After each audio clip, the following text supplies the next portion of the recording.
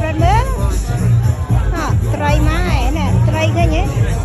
ដាក់ចំណីឲ្យឃើញទេថ្ងៃនេះដាក់ទៀនដាក់ចំណីត្រីប្រឡងប្រាំងឃើញទេគេចិត្តតែយកមកឲ្យទៀតហើយទេ